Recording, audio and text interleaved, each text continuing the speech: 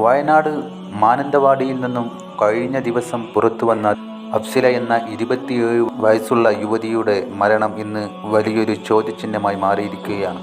11 മാസം മാത്രം പ്രായമുള്ള ഒരു കുഞ്ഞടക്കം 3 പിഞ്ചുമക്കളെ താലോലിക്കാൻ ഇനി അഫ്സില ഈ ഭൂമിയിലില്ല. വിവാഹം കഴിഞ്ഞ് ഭർത്താവിൻ്റെ കൂടെ താമസിക്കുമ്പോൾ മുതൽ അഫ്സിലയ്ക്ക് ഒരുപാട് മാനസിക ശാരീരിക പീഡനങ്ങൾ നേരിടേണ്ടി വന്നിരുന്നു എന്നാണ് പുറത്തുവരുന്ന വിവരങ്ങൾ. പലതവണ കുടുംബ വഴക്കുകൾ അതിരുകടന്നപ്പോൾ മഹല്ല് കമ്മിറ്റിയും നാട്ടുകാരുമൊക്കെ ഇടപെട്ട് പ്രശ്നങ്ങൾക്ക് പരിഹാരം കാണാൻ ശ്രമിച്ചിരുന്നു. അഫ്സിലയുടെ സഹോദരൻ പറയുന്നത്, മുൻപും പലതവണ ഇവളെ ശാരീരികമായി ഉപദ്രവിക്കുകയും ഒരിക്കൽ അഫ്സിലയെ അപായപ്പെടുത്താൻ ശ്രമം നടന്നപ്പോൾ പാതിരാത്രിക്ക് ഗവൺമെൻറ് ആശുപത്രിയിൽ അഡ്മിറ്റ് ചെയ്യേണ്ടി വന്നിട്ടുണ്ടെന്നുമാണ്.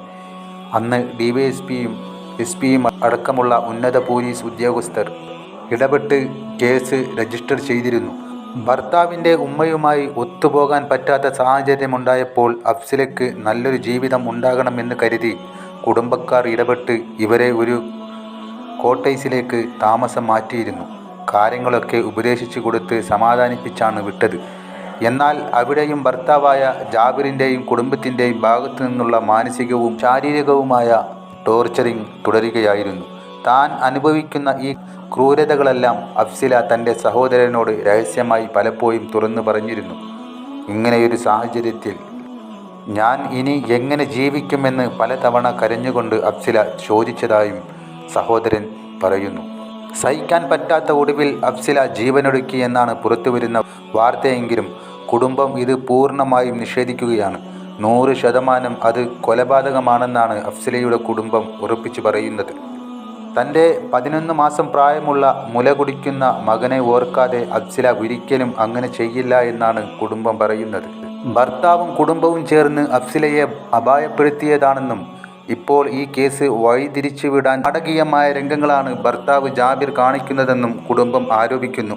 ഈ വിഷയത്തിൽ കൃത്യമായ അന്വേഷണം വേണമെന്നും ജനങ്ങൾ ഇത് ഏറ്റെടുക്കണമെന്നുമാണ് അവർ ആവശ്യപ്പെടുന്നത്. പ്രിയപ്പെട്ടവരെ, ഒരു പെൺകുട്ടിയെ വേറൊരാളുടെ കൈപിടിച്ച് ഏൽപ്പിക്കുമ്പോൾ ആ മാതാപിതാക്കൾ ആഗ്രഹിക്കുന്നത് സന്തോഷത്തോടെ ജീവിക്കണമെന്നാണ്. എന്നാൽ ഭർത്താവിൽ നിന്നോ വീട്ടുകാരിൽ നിന്നോ ക്രൂരമായ പീഡനമുണ്ടാകുമ്പോൾ നാട്ടുകാരെ ഭയന്ന് ആ നരകത്തിൽ തുടരുകയല്ല വേണ്ടത്. ഇത്തരം സാഹചര്യങ്ങളിൽ ആത്മഹത്യയല്ല പരിഹാരം. ധൈര്യമായി ആ ജീവിതത്തിൽ നിന്ന് ഇറങ്ങി വന്ന് സ്വന്തം കാലിൽ ജീവിക്കാൻ പെൺകുട്ടികൾ തയ്യാറാകണം.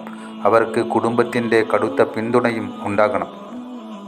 ഇതിനു മുമ്പ് പലപ്പോഴായിട്ട് ഇവർ തമ്മിൽ കുടുംബവഴക്കും അടിയും പ്രശ്നങ്ങളും ഇതിനു മുമ്പും ഒരു തവണ കൊല്ലാൻ ശ്രമിച്ചിട്ട് ഞങ്ങളൊക്കെ പാതിരാത്രിക്ക് പോയി ഗവൺമെൻറ് ഹോസ്പിറ്റലിൽ അഡ്മിറ്റ് ആക്കുകയും അന്ന് തന്നെ പോലീസ് കേസ് ഡിവൈഎസ്പിയും മാനന്തവാടി SP ഒക്കെ ഇടപെട്ടിട്ട് അത് ഒരു അവസാന ഘട്ടത്തിൽ കോംപ്രമൈസ് ആക്കിയിട്ട് പിന്നെ വീണ്ടും നല്ല നിലയിൽ പോകാം, വീട്ടിലെ ഉമ്മയുമായിട്ട് ഒത്തു പോകാൻ പറ്റില്ല എന്നൊക്കെ പറഞ്ഞതിന് ശേഷം ഞങ്ങൾ കോട്ടേഴ്സിലേക്ക് വരെ താമസം മാറ്റുകയും നല്ലൊരു ജീവിതം ഉണ്ടാകണമെന്നൊക്കെ പറഞ്ഞ് കാര്യങ്ങളൊക്കെ ഉപദേശിച്ച് കൊടുക്കുകയും ചെയ്തതാണ്.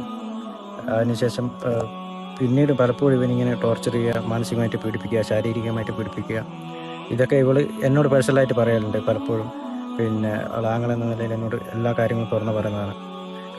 ഒരുപാട് വീക്ക്നെസ്സുകളുണ്ട്, ഇതൊക്കെയാണ് എൻ്റെ മുമ്പിൽ ഞാനിങ്ങനെ ജീവിക്കുമെന്നൊക്കെ പറഞ്ഞിട്ട് പലപ്പോഴും പറഞ്ഞിട്ട് ഞങ്ങൾ ഒരു കുടുംബമല്ലേ എന്നൊക്കെ പറഞ്ഞിട്ട് സമാധാനിപ്പിച്ച് വിടലാണ്. പക്ഷേ ഇത് തുടർന്നു കൊണ്ടിരുന്ന അവസാനം ഉമ്മാൻ്റെയും കുടുംബക്കാരെ അനിയൻ്റെയും ഉപ്പാൻ്റെയും ഭർത്താവായ ജാബിറിൻ്റെയും ഒക്കെ പീഡനം സഹിക്കാൻ വയ്യാതാണ്.